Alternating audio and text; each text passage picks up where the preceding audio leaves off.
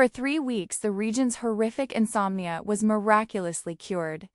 Every night around midnight, a suspiciously chubby, arrogant calico cat would slip through his heavily guarded window, step directly onto his chest, and fall asleep.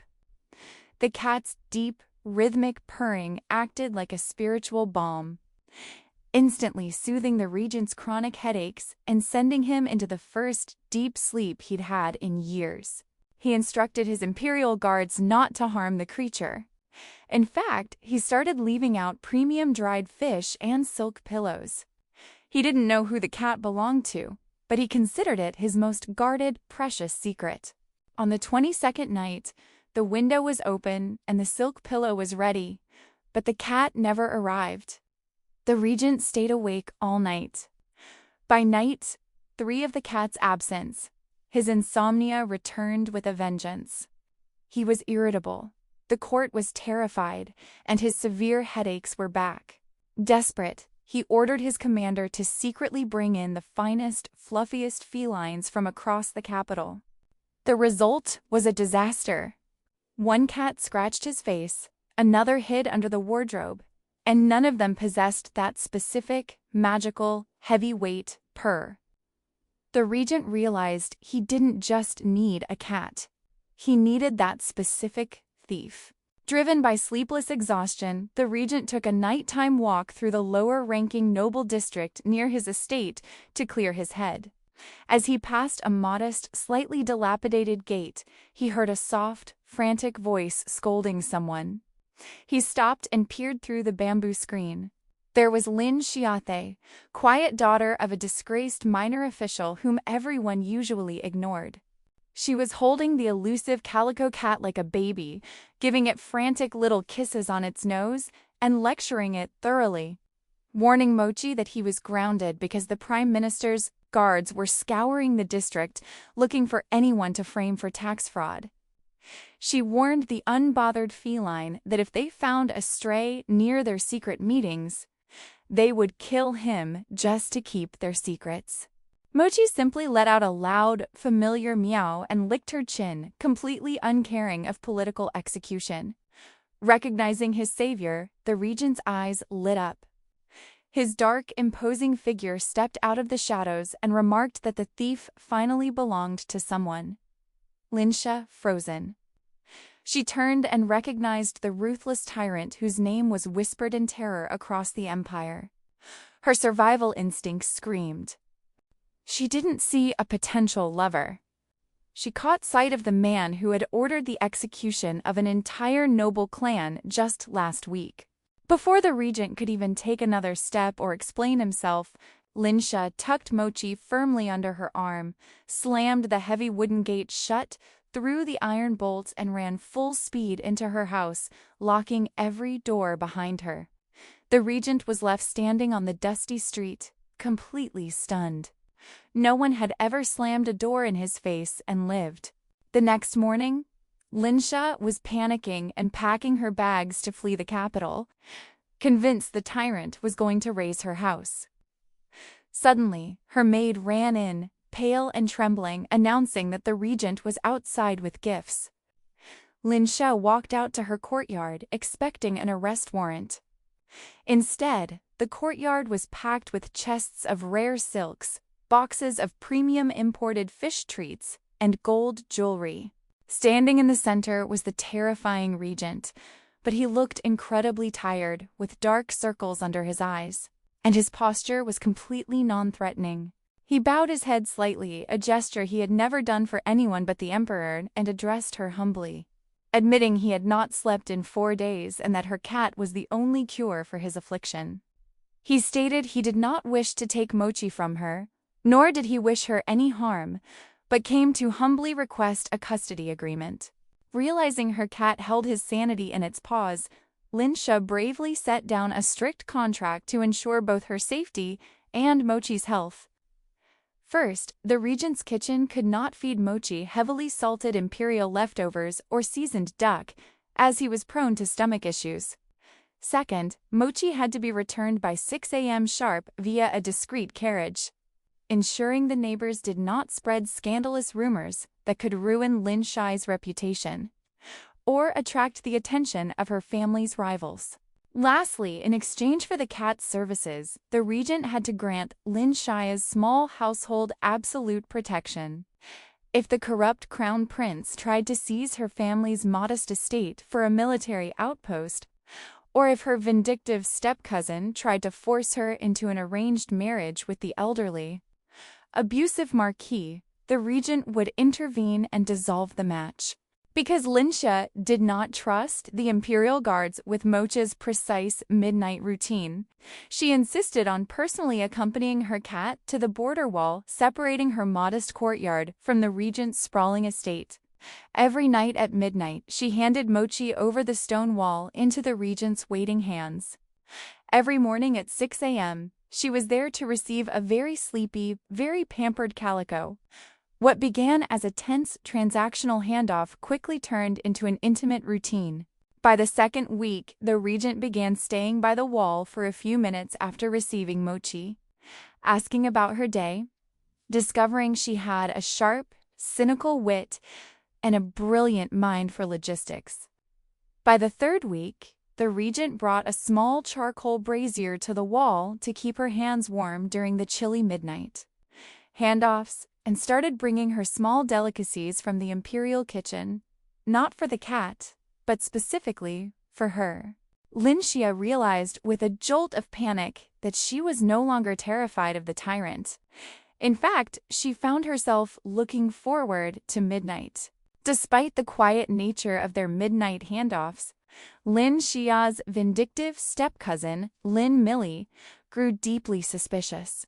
Millie had long detested Lin Xia and was currently plotting to force her into the arranged marriage with the abusive marquise to secure a massive dowry for her own branch of the family.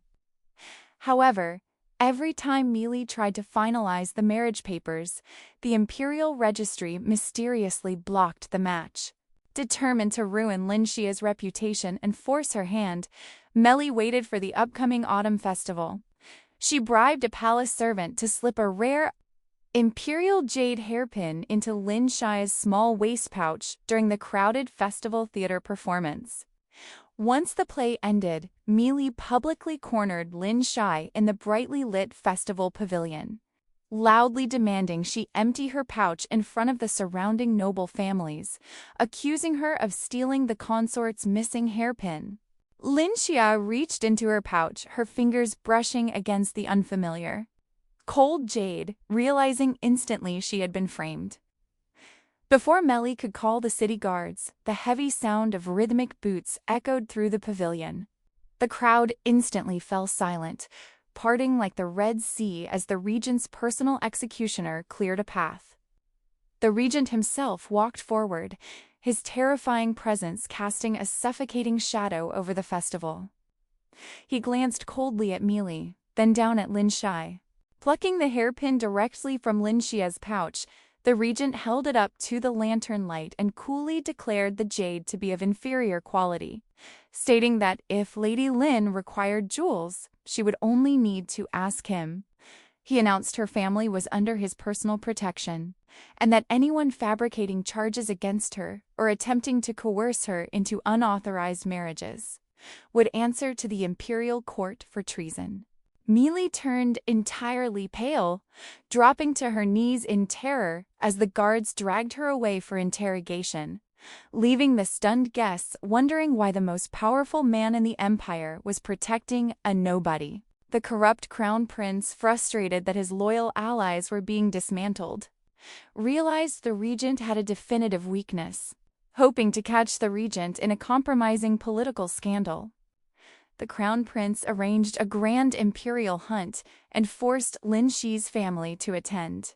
During the event, the crown prince's men intentionally cut the lines of Lin Xi's carriage horses, sending her veering off into a restricted, dangerous part of the imperial forest known for wild boars and treacherous terrain. When news reached the main camp that Lin Xi's carriage had vanished, the court officials dismissed it as a minor tragedy. The regent, who was calmly sipping tea, froze. His eyes turned incredibly dark. Without a word to the emperor or the court, he drew his ceremonial sword, mounted his black stallion, and rode full speed into the restricted forest. He found Lin Shai's overturned carriage where she was cornered against a cliff face by 3 feral boars. Just as one charged, the regent leaped from his horse. In a display of sheer, terrifying martial prowess, he dispatched the beast in seconds, his face cold and ruthless.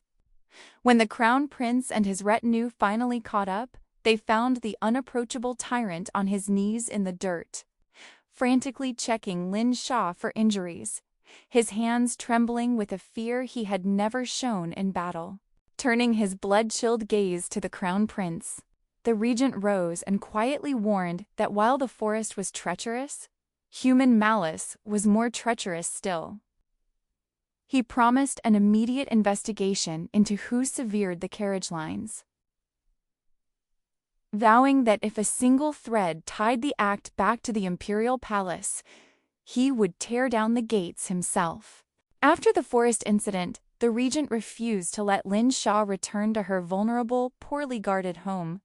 He used the excuse of heightened security for the cat's primary handler to move her and her family into a luxurious pavilion directly connected to his palace. The first night in her new pavilion, Lin Shai was sitting by the window, watching the moonlight filter through the bamboo trees, when the regent walked in. He wasn't wearing his heavy armor or his intimidating court robes. He was just in a simple, black silk tunic. Mochi was already trotting behind him, tail held high like he owned the place, marching into the room with the absolute confidence of a creature who had successfully upgraded his living quarters. The regent sat across from her, looking at her with an intensity that made her breath catch. He announced that the old contract was void. Lin Sha swallowed hard, asking if Mochi had stopped purring or helping his insomnia. The regent replied that Mochi was doing his job perfectly. But the forest incident made him realize that protecting her from afar was no longer enough. He stated firmly that he intended to marry her as his official wife under the protection of his name, where no one would ever dare threaten her family again. Lin Sha stared at him, stunned.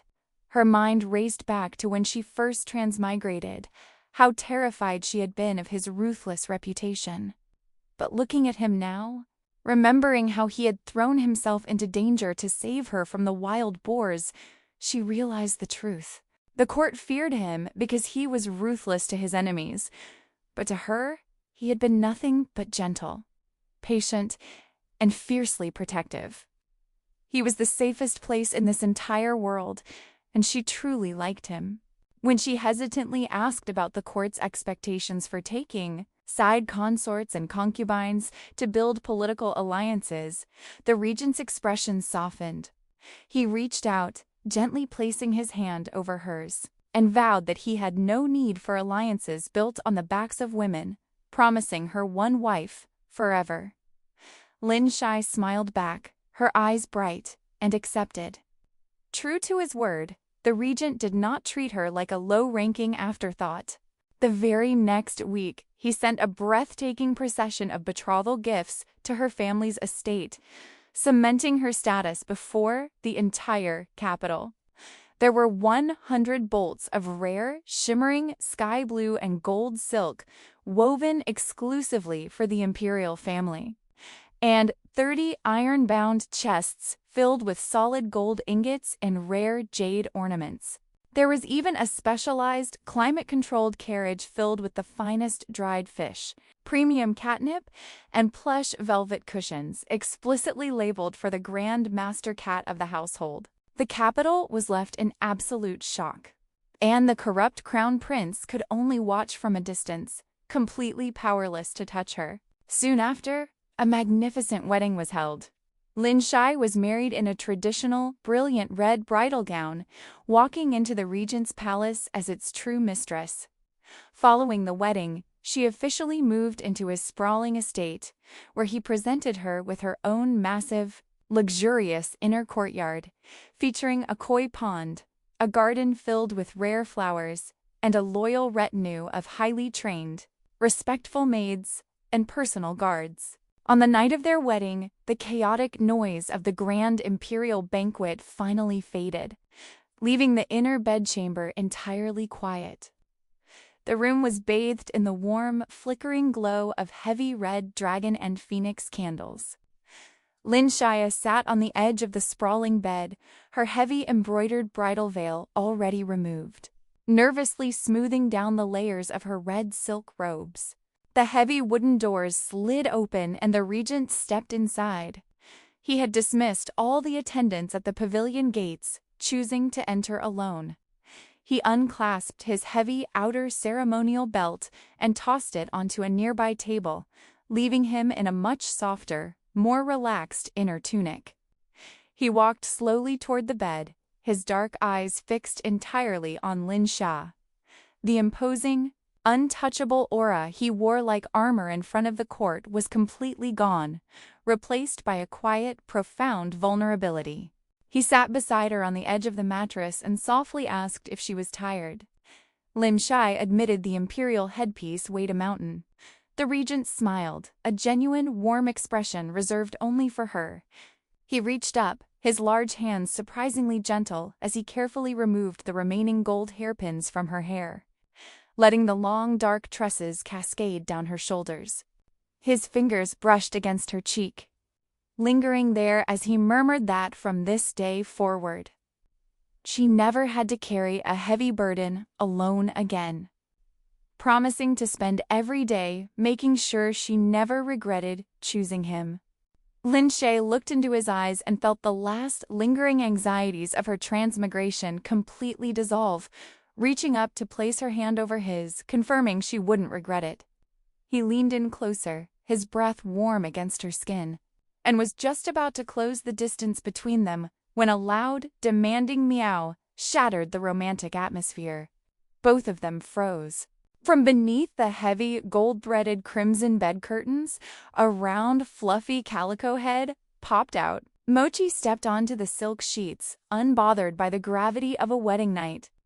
He marched directly over to the center of the bed, circled 3 times, stretched his front paws out, and flopped down squarely between the newly married couple, letting out a heavy, thunderous purr. The regent stared down at the cat, completely incredulous, noting he had specifically told the head eunuch to lock him in the side pavilion tonight. Lin Shia burst into a bright, breathless laugh, her wedding jitters completely evaporating as she teased that palace guards and imperial decrees couldn't stop him, and that it was his house now. The regent sighed, but the corners of his mouth twitched upward. He reached over the cat, pulling Lin Shia gently against his side so she could rest her head on his shoulder. Mochi didn't mind the shift, adjusting his weight to lean against the regent's ribs, his rhythmic purring filling the quiet room. In the warmth of the candlelight, the regent finally closed his eyes, falling into the deepest, most peaceful sleep of his life, surrounded by the only 2 creatures in the empire who weren't afraid of him. Life after the wedding settled into a beautiful, secure rhythm, and if Mochi was arrogant when he was astray, his ego reached astronomical proportions once Lin Xia became the regent's official wife. He didn't just act like he owns the palace, he acts like the entire imperial court operates solely to serve his schedule. Every morning while the regent was away handling matters of state, Mochi held his own audience in Lin Sha's sun-drenched pavilion, where a dedicated maid used a solid jade comb to brush his fur. By midday, he strutted directly into the imperial kitchens to inspect his lunch, where the chefs, who once prepared grand banquets for visiting foreign dignitaries, now stressed over steaming, unseasoned silver carp and fresh spring water, panicking if Mochi gave them a look of profound disappointment and walked away. Mochi quickly learned that his new human dad had a terrifying reputation, which made manipulating him all the more hilarious. His favorite napping spot became the regent's official desk in the grand study, where he regularly draped his chubby body directly across highly sensitive defense reports. When military commanders came to report, they were forced to whisper so they don't wake the cat, and the regent completely tolerated it, refusing to move the sleeping calico. One afternoon, a corrupt court official tried to bribe his way into favor by bringing a rare, expensive hunting hound to the palace. The hound took one look at Mochi lounging by the koi pond and let out a loud, aggressive bark. Mochi didn't even run. He simply stood up, arched his back, and gave the dog a terrifying, cold-eyed hiss. When the regent and Linsha appeared around the corner, the regent's face was darker than the night sky.